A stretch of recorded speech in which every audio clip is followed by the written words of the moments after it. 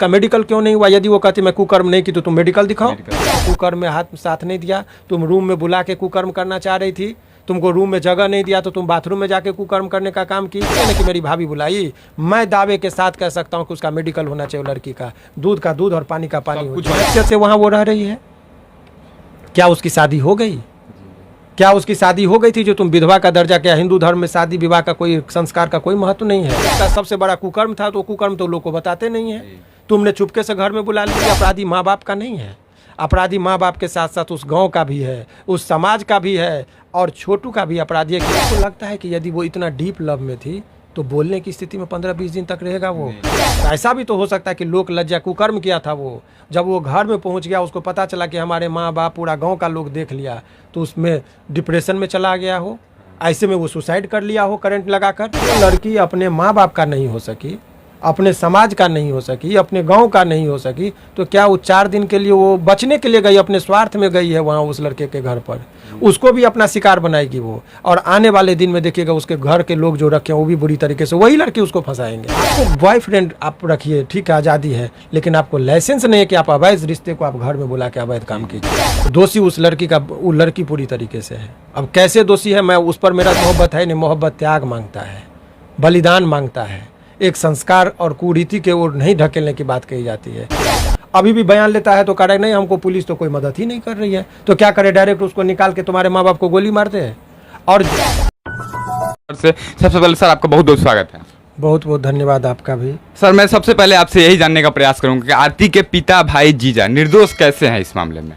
देखिए, सबसे पहले तो मैं आपको बता दूं कि ये जो घटना है और इसमें जो छोटू की मौत हुई है, मैं हत्या टर्म नहीं यूज़ कर रहा हूँ, मौत कह रहा हूँ, तो छोटू की जो मौत हुई है तो उनके परिजन और इस घटना से मैं भी काफ़ी दुखी हूँ। किसी की मौत नहीं होनी चाहिए, और उस परिवार में खास करके जिनके बच्चे की मौत होती है, उन माँ बाप का ऐसे परिस्थिति में किसी की कोई गलती नहीं होती है, तो उनके प्रति भी हमारी गहरी संवेदना है।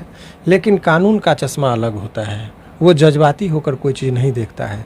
आप देखेंगे कि कानून की जो मूर्ति होती है उसके चेहरा पर जो है आँख पे पट्टी बंधा होता है, वो घटना स्थल को नहीं देखती है, वो साक्ष्य और तमाम तरह के सबूतों को तौलती है वो।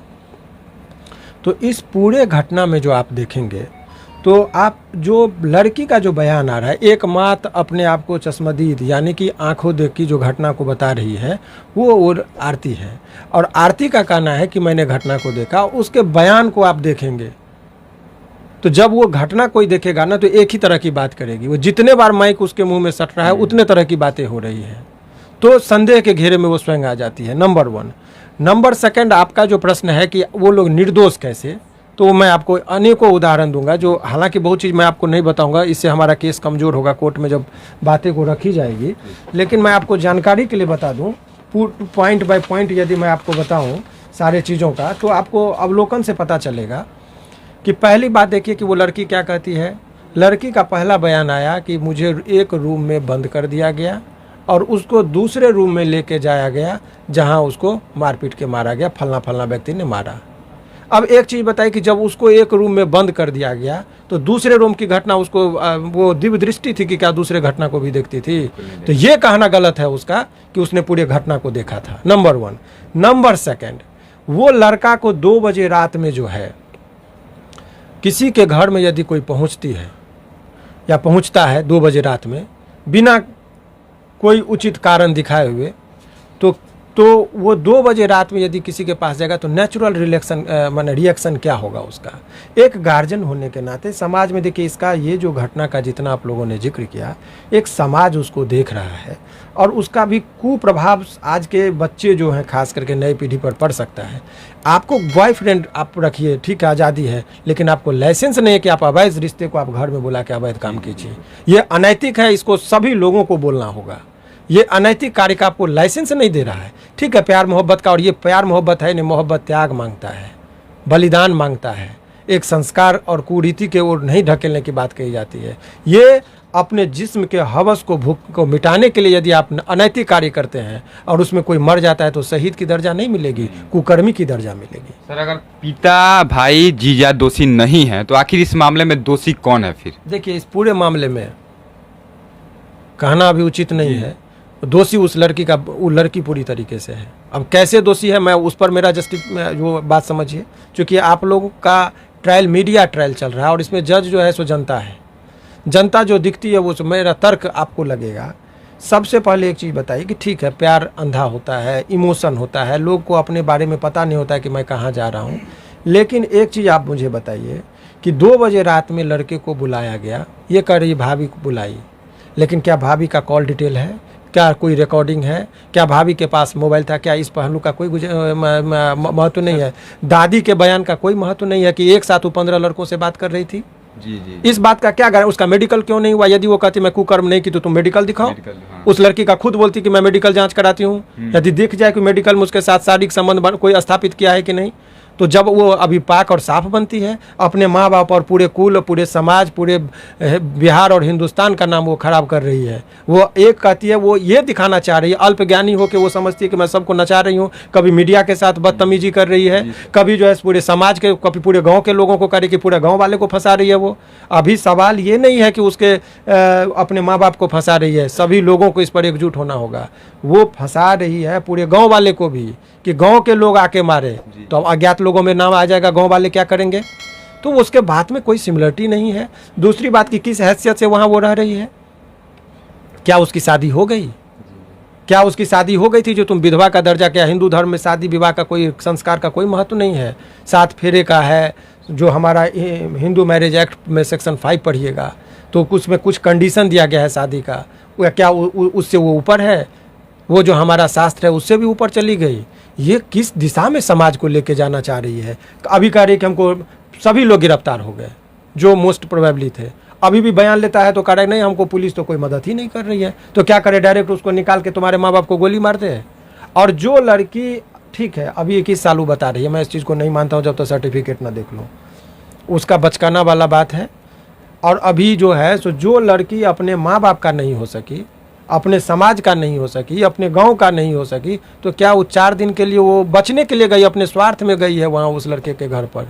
उसको भी अपना शिकार बनाएगी वो। और आने वाले दिन में देखिएगा उसके घर के लोग जो रखे हैं वो भी बुरी तरीके से वही लड़की उसको फंसाएंगे। मैं, आप मेरी भविष्यवाणी जान लीजिए, एक लॉ का एक्सपीरियंस के आधार पर मैं बता रहा हूँ। क्योंकि जब वो अपने स्वार्थ में इस तरह का हरकत को कर रही है, तो ये तमाम तरह का चीज़ है। सर, कानूनी धारा क्या कहता है इस मामले में? कानूनी दौपेंच की बात है। कानून में जो लिखा गया है उसी चीज़ पर वो बात होती है। कानून में बहुत सारी बातों का जिक्र है, तो साधारण जनता को मैं, आप चूँकि वहाँ पर व्याख्या होती है, इतनी मोटी मोटी जो बुकें देख रहे हैं ना आप, किताब, उसमें शब्दों का ही व्याख्या होता है कि इस शब्द का मीनिंग ऐसे लगना चाहिए। तो 2-3 ग्राउंड है कानून के दृष्टि में। पहला है कि जो आप मर्डर जिसको कर रहे हैं उसको परिभाषा सेक्शन 300 में किया गया है, सज़ा 302 में होता है।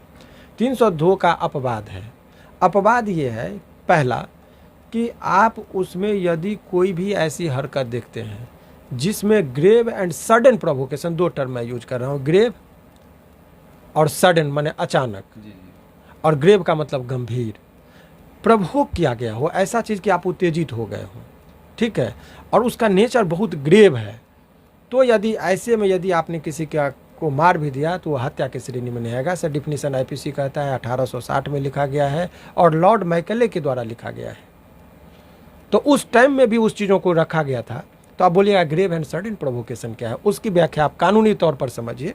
जो एक, इस बात को समझने के लिए एटलीस्ट आपको लीगल माइंड होना पड़ेगा। जो पढ़े लिखे लोग हैं, जो थोड़ा भी बात को समझना चाहेंगे वो समझेंगे। तो उसमें जो वो बात कही गई है कि ग्रेव, मान लीजिए आप ग्रेव कैसे, और सडन इसका डिफेंस हम लॉ में लेंगे, कैसे लेंगे वो समझिए। पहली बात कि अचानक, उसी लड़की की बात को मैं मानता हूँ जितना वो बयान दे रही है। अभी मैं अपनी पक्ष की बात नहीं बता रहा हूँ, डिफेंस का विटनेस की बात नहीं कह रहा हूँ। उसने एक तरफा जो बयान दिया उस पर समझिए। वो कहती है कि बाथरूम जो उसके आंगन से दूर है वहाँ पर आपत्तिजनक स्थिति में देखा गया, वहाँ पे पकड़ा गया। तो ये बात तो सत्य है ना कि वो लड़का उसके घर में था। इसमें कहीं उसको एडमिटेड फैक्ट है, सभी लोग एडमिट कर रहे हैं कि लड़का का मौत उसके घर में हुआ। तो 2 बजे रात में आप सोचिए, समाज में किसी के घर में माँ बहन हो और कोई पराया लड़का घुस जाए तो क्या होगा? सडन प्रोवोकेशन होगा ना, गुस्सा आएगा ना अचानक से, क्या रे ये कैसे घुस गया मेरे घर में। उस आवेग में यदि किसी की मौत भी हो जाती है तो हत्या की श्रेणी में नहीं आएगा। याद रखिए, ये कानूनी बात मैं बता रहा हूँ। तो ग्रेव एंड सडन प्रोवोकेशन का मामला, ये एक लीगल एस्पेक्ट से डिफेंस है, नंबर 1। नंबर 2, एक सेल्फ डिफेंस का भी मामला आता है, आत्मरक्षा। आत्मरक्षा, जो आईपीसी में 96 से लेकर 106 धारा तक में विभिन्न परिस्थितियों का वर्णन किया गया है। उसमें आपको बता रहा है कि सेल्फ डिफेंस में एक ग्राउंड है जिसमें defence against body and defence against property. उसमें बोलता है कि आपको मान लीजिए आपका कोई डकैत है, संपत्ति की रक्षा करना है। अब आप देखिएगा कि मेरा सामान डकैत लेके जा रहा है तो हम पुलिस को बुलाने जाएंगे, कॉल करेंगे, सामान हम ले जाने देंगे? तो अपने संपत्ति और अपने मूल्य, अपने प्रॉपर्टी को बचाने के लिए, अपने आप को बचाने के लिए यदि किसी की हत्या भी करनी पड़ती है तो वो जायज़ है। ऐसा आईपीसी कर रहा है, मैं नहीं कर रहा हूँ, कानूनी बात मैं बता रहा हूँ। अब 2 बजे रात में वो लड़का पहुँचा, तो 2 बजे रात में यदि वो पहुंचा, हम तो नहीं जान रहे हैं कि वो क्या है। हो सकता है कि आरती के साथ उसका प्रेम प्रसंग है, वो दोनों गुप्त रखी थी मामला को। एक भाई पिता तो वो नहीं जान रहा कि हमारे बच्ची के साथ अवैध संबंध है, वो तो यही समझेगा कि अवैध है, चोर है, कि डकैत है, मेरे घर में घुसा। उस आवेग में यदि उसके साथ मारपीट गई तो कौन सा अपराध हुआ? जबकि आरती ने खुद बताया कि किसी को पता नहीं था, किसी को पता नहीं था, तो ये उसका सबसे बड़ा कुकर्म था। तो कुकर्म तो लोग को बताते नहीं है, तुमने चुपके से घर में बुला लिया, नंबर 1। एक चीज़ और देखिए, सामाजिक पहलू आप सोचिए, जिससे भी उससे बात कीजिए, कौन है अपराधी, तो कभी बोलेगा सबसे बड़ा अपराधी मेरा भाई, कभी बोलती है सबसे बड़ा अपराधी मेरा जीजा, कभी बोलती है सबसे बड़ा अपराधी मेरी भाभी। अरे भाभी और ननद का एक पवित्र रिश्ता है, उस रिश्ते में ननद और भाभी का बहुत क्यूट और बहुत प्यारा रिश्ता होता है। कुछ यदि बात भी करती है तो भाभी माँ के समान होती है। उसको उसने कुछ कहा होगा कि भाभी मेरा प्रेम प्रसंग का है, भाभी ने मुस्कुरा के टाल दिया, उसको आपने अभियुक्त बना दिया। भाभी का कर्तव्य भाई के प्रति भी होता है, भाभी का रोल एक पिता के और उस ससुराल में जहाँ रहती है उसके प्रति भी है। उसने यदि अपने भाई को, अपने उनको मनाने के लिए हस्बैंड को बोला, तो कैसे तुमको कुकर्म में हाथ साथ नहीं दिया? तुम रूम में बुला के कुकर्म करना चाह रही थी, तुमको रूम में जगह नहीं दिया तो तुम बाथरूम में जाके कुकर्म करने का काम की। और ऐसे परिस्थिति में यदि वो बच जाती है, भाभी को फंसाने के लिए एक बनाया जाता है। कुछ दिन में देखिएगा, बोलेगा कोई मीडिया वाला पूछ देगा कि ये भी कुकर्म में था, पुलिस का नाम बोलेगा, पुलिस को भी बोलेगा कि ये भी कुकर्म में था। उसको लग रहा है कि मैं जिसको बोलेंगे वो फंस जाएगा। कानून अंधा है क्या? पूरा समाज देख रहा है। अब समाज में सभी लोगों को सोचने की ज़रूरत है, जागरूक होने की ज़रूरत है कि ये एक तरीके से पूरे समाज को बिगाड़ने का काम कर रही है। घर में एक लाइसेंस देना चाह रही है कि प्रेम प्रसंग का मामला है तो प्रेमी घर में आए। जैसे शादी हो जाती है, दामाद घर में आता है तो उसका स्वागत में, मिथिलांचल में भी कल्चर है और अन्य जगह भी हमारे बिहार में सोसाइटी में है, अतिथि देवो भव, उसमें दामाद का स्वागत तो और तरीके से किया जाता है।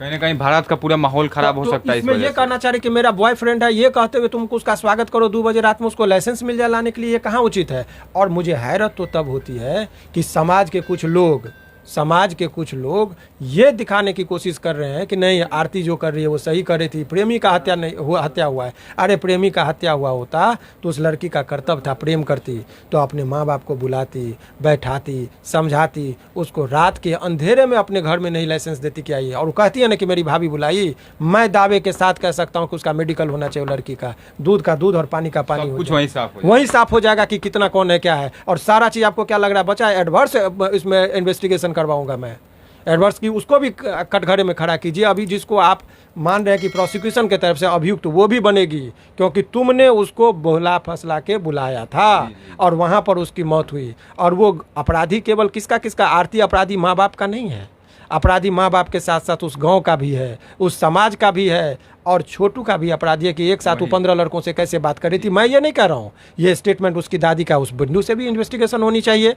उसके बाद आप जानिएगा उस लड़के के माँ बाप के प्रति भी ये चीज़ है। एक तो चीज़ है, आपको लगता है कि यदि वो इतना डीप लव में थी तो बोलने की स्थिति में 15-20 दिन तक रहेगा वो? नहीं। उसका फेशियल एक्सप्रेशन से नहीं लग रहा है कि आपको वो मीडिया को जिस तरीके से संबोधन कर रही है वो काफ़ी बोल्ड है। वो अपने आप को बचाने के लिए भी इस तरह का कभी कभी हमको भूत लग गया, उसका आत्मा आ गया, सब आत्मा परमात्मा तुम में आ रहा है। ये साइंस का कुछ जमाना है, यहाँ भूत पिचास पर लोग यकीन नहीं करता। सो रहता तो आत्मा आके कह देता कि हमको फलना मार दिया, उस पर जजमेंट दे देते और उसको सजा हो जाती।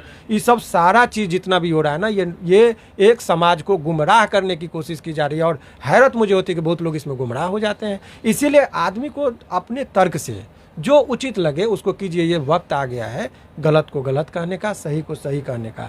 आप किसी भी तरीके से उसको जस्टिफाई नहीं कर सकते हैं कि 2 बजे रात में यदि कोई लड़का किसी के घर में चला जाए और उसको लड़की बुलाए और कभी बोल देती है, उसके बात को कैसे सत्य मान ले? इधर इतने लोग बोल रहे हैं, गाँव के लोग बोल रहे हैं, उसकी दादी बोल रही है, इतने बुजुर्ग लोगों का बात नहीं माना जाए।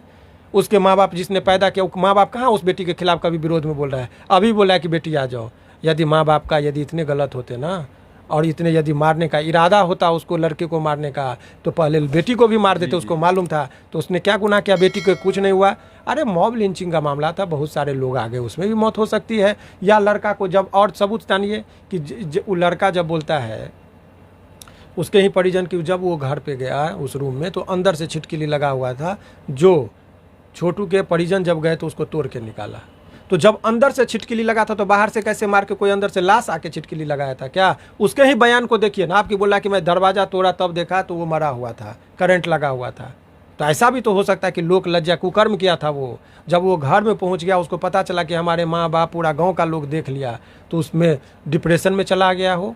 ऐसे में वो सुसाइड कर लिया हो करंट लगाकर। मारना होता तो लपड़ थप्पड़ से मारता, गोली मारता, फरसा होता, कुदाली होता, कोई चीज़ से काट लेता। करंट से मारने का क्या तुक बनता है? तो ये बहुत दृष्टिकोण से ऐसे लोग को अपने अपने हिसाब से, और पुलिस का अनुसंधान वो फेयर करती है, लेकिन जज्बाती होकर नहीं। न्याय का देखिए, 3 बॉडी है इंडियन कॉन्स्टिट्यूशन का, न्यायपालिका, कार्यपालिका और विधायिका। विधायिका का काम है कानून बनाइए, एग्जीक्यूटिव का काम है कि implement the law, and judiciary का काम है कि to adjudicate and interpretation of the law.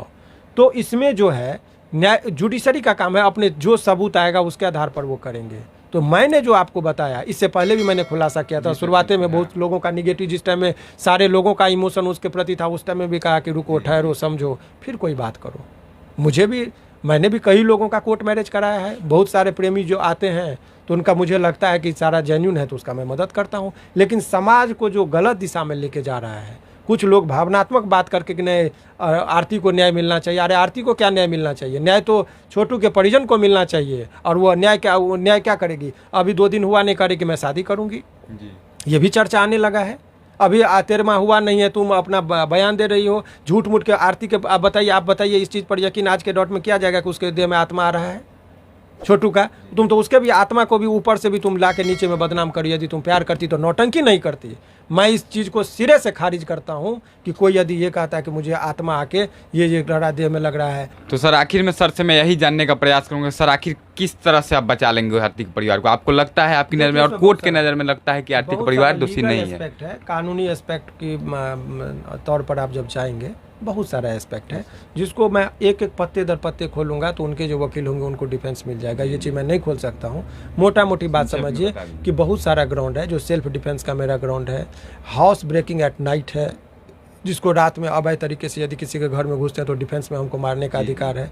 Mob lynching का मामला है, सुसाइडल है। और यदि मैं मारा होता तो वहाँ से भाग गया होता, सभी लोगों की गिरफ्तारी जो उसमें से जीजा को छोड़ के घर पर से हुई, माँ बाप का, उसके पिताजी साधु टाइप के आदमी हैं, संत आदमी हैं।